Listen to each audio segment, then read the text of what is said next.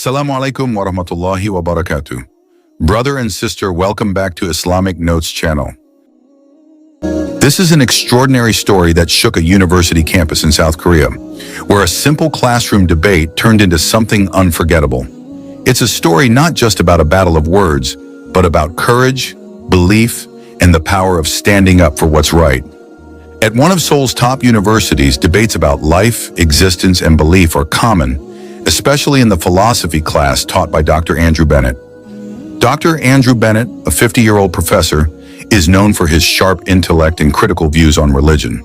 For decades, he's been undefeated in debates, particularly when it comes to discussions about God. Many students admire him for his brilliance, though others feel uncomfortable with how easily he dismisses matters of faith.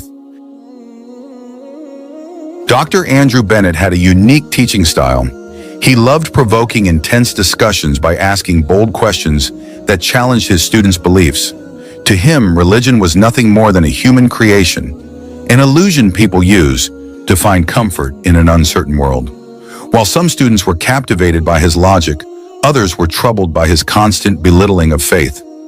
In that very class sat Aisha, an 18-year-old freshman. She was quiet, reserved, and often unnoticed by her classmates. But there was more to Aisha than met the eye. She had converted to Islam at the age of 16 and had since dedicated herself to studying the Quran in Islamic philosophy. Despite her strong faith, she rarely expressed it openly in class, aware of the critical environment she was in. That day, the atmosphere in class was different. Everyone sensed that Dr. Andrew Bennett was preparing for one of his signature debates, one that would push the boundaries of belief and logic. He stood at the front of the room, his eyes scanning his students before posing his question. If God really exists, why is the world filled with so much evil and suffering? If he is all-powerful, why doesn't he stop it? And if he is all-wise, why do so many religious people live in ignorance? The class fell into complete silence. Students exchanged nervous glances, knowing that whoever dared to respond would be up against Dr. Andrew Bennett's unshakable arguments. For years, no one had managed to counter him successfully. But then something unexpected happened. Aisha raised her hand. The entire class turned towards her, surprised that the usually quiet girl was volunteering to speak. Even Dr. Andrew Bennett seemed intrigued, his eyebrows lifting in mild surprise. "Well, Aisha," he said with a faint smile, "I'm curious to hear your answer." Aisha took a deep breath, feeling the weight of the moment. She knew this wasn't just about answering a question, it was about standing up for her faith. Her voice was calm but steady as she began. "Professor, before I answer your question, may I ask you something first?" The class grew tense, students leaning in, waiting to see where the conversation would lead. This was going. Dr. Andrew Bennett, confident as ever, crossed his arms and replied, "Of course, go ahead."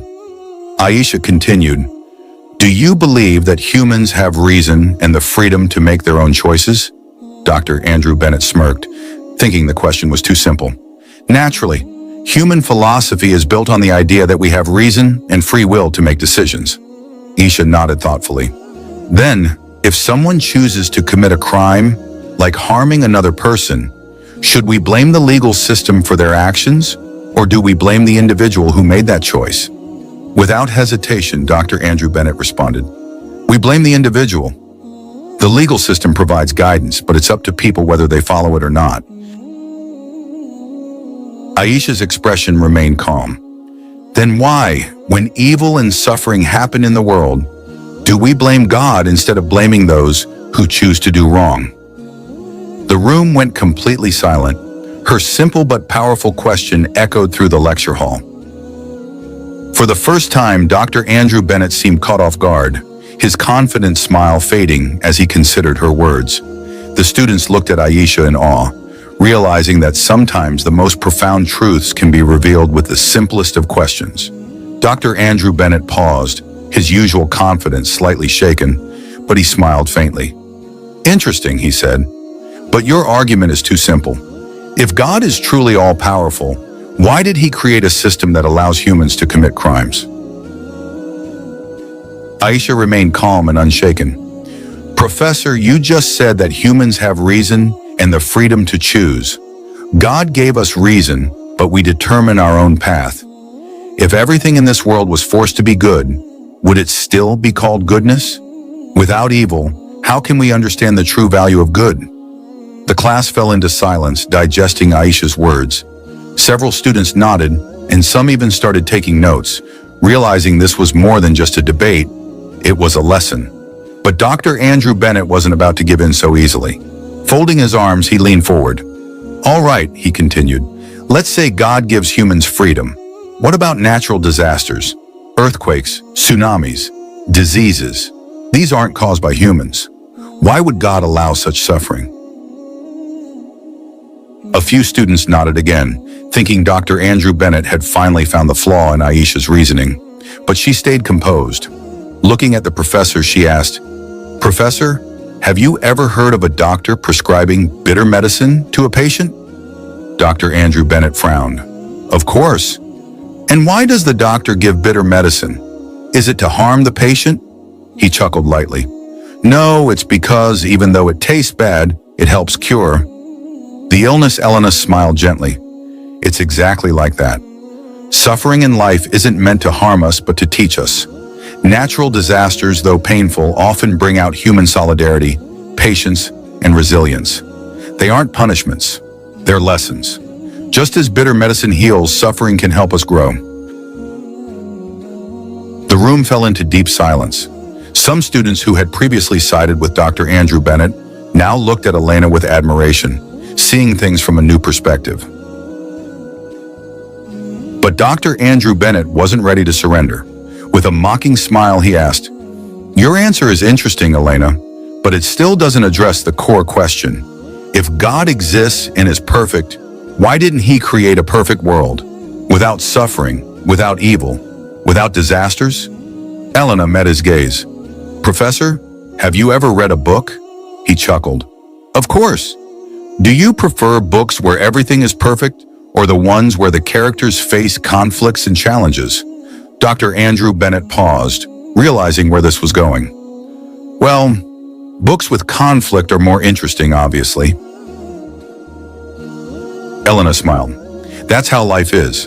If there were no challenges, no struggles, there would be no growth, no strength, no meaning. Just as an author crafts a compelling story with ups and downs, God created life with his trials so that we can find purpose, build character, and discover the true meaning of our existence.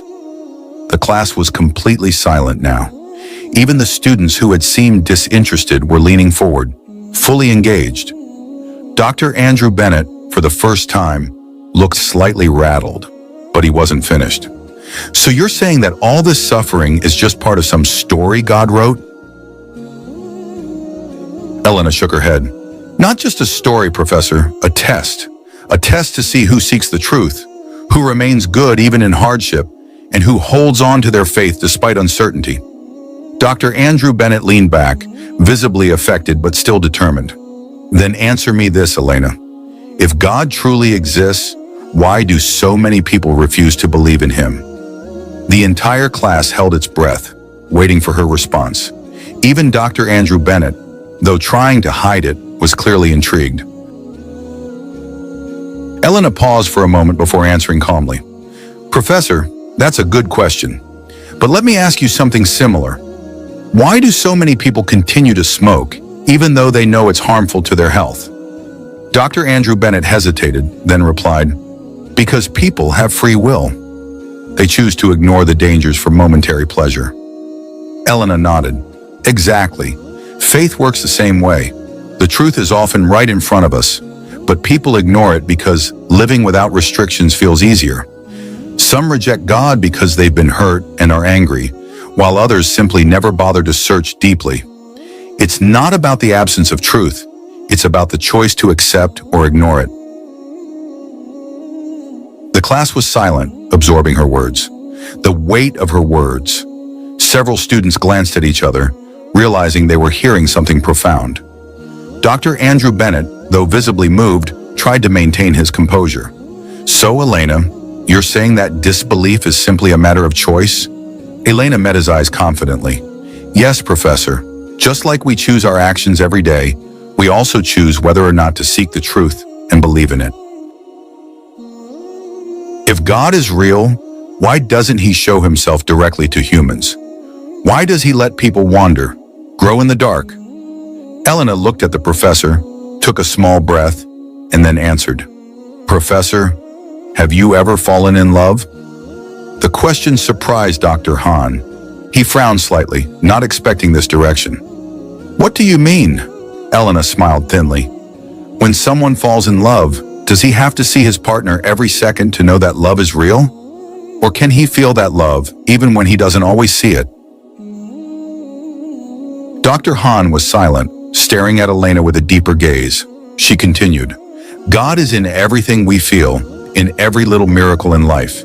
He doesn't need to show himself directly because the signs are already clear to those willing to see, like love, which doesn't always have to be seen to be felt. A student in the front row suddenly spoke up. I never thought of it like that before, but it makes sense. Others nodded in agreement. Even some who had seemed skeptical now looked at Elena differently, but Dr. Hahn maintained his stance. He took a deep breath and asked in a lower, sharper voice, You talk about love and miracles, but what about unreasonable suffering? What about children born into poverty, those who suffer from birth without a choice? Where is God in all of that? The class fell silent. Some students lowered their heads, feeling the weight of the question. Elena didn't answer immediately. She looked at Dr. Hahn with a softer, deeper expression. Professor, have you ever heard of Helen Keller? Dr. Hahn frowned. Of course, a blind and deaf woman who became a famous writer. Elena nodded. Yes, Helen was born with disabilities that some might see as a curse. But do you know what she said about her suffering? Dr. Hahn stayed silent. She said, Character cannot be developed in ease and quiet. Only through experience of trial and suffering can the soul be strengthened, ambition inspired, and success achieved. Helen didn't blame God for her limitations. Instead, she used them to inspire millions. Some students looked amazed. One whispered to a friend, I never thought about it that way. Maybe we're too quick to blame. But Dr. Hahn wasn't finished. He looked at Elena more sharply. Not everyone is as strong as Helen Keller. Many give up, fall into despair. Would you say that's part of God's plan too? Elena took a deep breath. Professor, what happens when a bird is still in its shell? Dr. Hahn frowned, confused. What do you mean? If someone forced the shell open from the outside, what would happen to the bird? He paused before answering. The bird probably wouldn't be strong enough. It wouldn't survive because it wouldn't have had the chance to develop its own strength. Elena smiled thinly. That's how humans are. If life had no challenges, no suffering, we wouldn't grow. Every difficulty strengthens us. And yes, it's true. Not everyone gets through it easily. But that doesn't mean God doesn't exist. It's a call for us to use the reason, heart, and strength God gave us. Not just for ourselves, but to help others in need. The class was silent again. Several students sat deep in thought, digesting Elena's words. Even Dr. Hahn seemed affected, though he tried to hide it. For the first time, someone had truly challenged his thinking. Still, the professor had one last question. He stared at Elena sharply, testing her belief. So, Elena, if God really exists and is so fair and loving, why does he let people like me stay? Elena smiled softly, her eyes filled with meaning. Professor, maybe because he's still giving you time to find the truth. The class was silent again, but this time the stillness was heavier. Hahn stared at Elena, unable to respond. There was something in her words that shook him deeply. He gazed out the window, watching raindrops fall against the glass, reflecting his swirling thoughts. You said God is giving me time to find the truth, he finally spoke, his voice softer. But what if I've searched all my life and never found it? Elena's smile deepened. Professor, maybe you've been searching like someone looking for glasses already on their head. Maybe you've been so focused on finding extraordinary evidence that you've missed the signs all around you. Dr. Hahn fell silent, her words lingering in the room as the rain continued to fall, slowly washing away the walls he had built within himself. Dr. Hahn frowned, lost in deep thought. Elena continued gently, "Professor, you always search for answers through logic and rational thinking. But what about the heart? Doesn't the heart have its own way of feeling things? Things that can't be explained by numbers or theories?" The room fell into silence. Several students bowed their heads, touched by Elena's words. They were no longer listening just for the sake of the debate, but were reflecting on something far deeper. Dr. Hahn took a deep breath. For the first time, he felt truly cornered. Not because he had lost the argument, but because Elena's words struck a part of him he had long buried. A feeling of emptiness had quietly followed him for years. His mind drifted back to his childhood. He had once been a boy who believed in God. His mother used to take him to places of worship, teaching him prayers and sharing stories filled with wisdom. But everything changed when she died tragically in an accident when he was just 14. If God really existed, he had once thought bitterly, why would he take away? The only person I loved most since then, his faith had collapsed. To Dr. Hahn, religion became nothing more than an escape for those too afraid to face life's cruel realities. But tonight, for the first time in decades, that certainty wavered. His voice was quieter now as he asked Elena, "What makes you so sure that God exists? What gives you that kind of certainty?" Elena looked at him with empathy, her eyes soft. "Because I feel it, Professor. Not just with my mind, but with my heart. I've been through difficult times, moments when I felt completely alone, with no one to turn to. But every time I prayed, every time I surrendered myself to Him, a sense of calm would wash over me. It's something I can't explain in words, but I know it's real." Dr. Hahn was silent. Her words were simple, yet they carried a depth that he couldn't ignore. Elena continued, "Sometimes we can't find the answers just by asking. Sometimes we need to be still, to feel, and to let our hearts speak." Dr. Hahn looked out the window again. The rain had eased, and rays of the afternoon sun now pierced through the clouds, painting the sky in shades of orange. Somehow the view felt different, as if something deep inside him was whispering, something he had ignored for far too long. He sighed and turned to Elena. There was a newfound sincerity in his eyes. "Thank you, Elena." She smiled warmly. "I only shared what I believe, Professor. The rest is up to you." The classroom remained silent, as if the students had just witnessed something far greater than an ordinary debate. Dr. Hahn smiled faintly and raised his hand. "All right, class is over. You may go."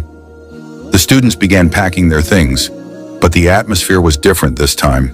They didn't leave with the usual disinterest or boredom. Instead, they walked out with thoughtful expressions, their minds and hearts stirred.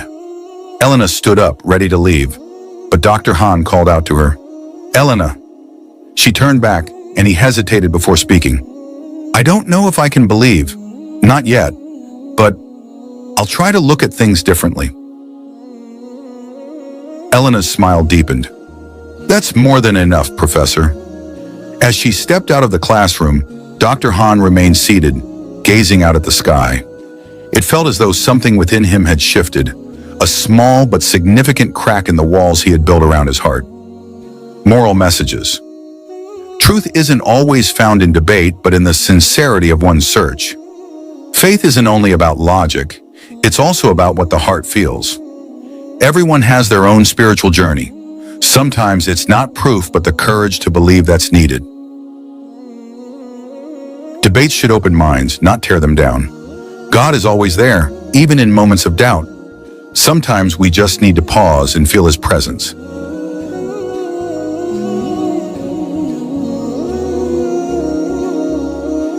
This is the end of our video. If you enjoy Islamic content like this, don't forget to subscribe. See you in the next video.